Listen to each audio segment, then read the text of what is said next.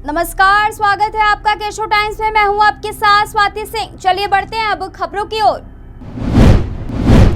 सरकारी योजना के लिए जमीन अधिग्रहण के बाद होने वाले विवादों से बचने के लिए बिहार सरकार ने नया निर्देश जारी किया है, जिसके बाद इस आदेश की काफी चर्चा हो रही है। तो आइए जानते हैं क्या है नया निर्देश, जिससे लोगों को क्या कुछ फायदा मिलेगा।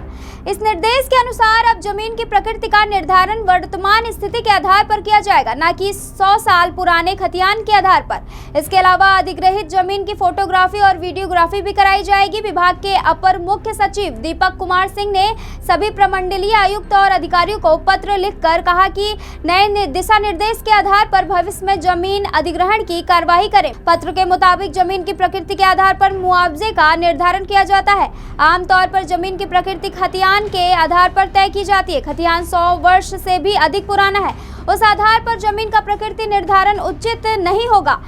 निबंधन विभाग के निर्देश में हर एक 3 वर्ष की अवधि में जमीन का वर्गीकरण अद्यतन करने का प्रावधान है। इसीलिए अधिग्रहण की अधिसूचना से पहले निबंधन विभाग के प्राविधान के अनुसार जमीन की प्रकृति का निर्धारण किया जाएगा, क्योंकि दर का निर्धारण जमीन की प्रकृति के आधार पर ही किया जाता है। इस पत्र में कहा गया है कि अधिग्रहित जमीन की फोटोग्राफी और वीडियोग्राफी हो, उस पर तिथि भी अंकित हो, ताकि भविष्य में यह प्रमाणित हो सके कि अधिग्रहण के बाद जमीन की प्रकृति में कोई बदलाव नहीं किया गया है। फोटोग्राफी का खर्च भी जमीन अधिग्रहण करने वाला विभाग ही उठाएगा।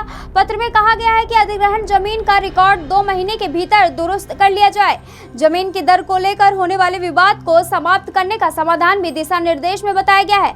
निबंधन विभाग जमीन का न्यूनतम मूल्य निर्धारित करता है। यह राज्य में कई वर्षों से नहीं हुआ है। उपाय यह बताया गया है कि जिलाधिकारी को भूमि अर्जन की कार्यवाही के लिए जमीन के दर निर्धारण का अधिकार मिला हुआ है। वे बाजार मूल्य को पुनरीक्षित और अद्यतन करने के लिए आवश्यक कदम उठाएंगे। भू अर्जन मामले में जिलाधिकारी इस अधिकार का उपयोग करें। आज की खबर में बस इतना ही। ऐसी तमाम खबरों को जानने के लिए जुड़े रहिए केशो टाइम्स के साथ।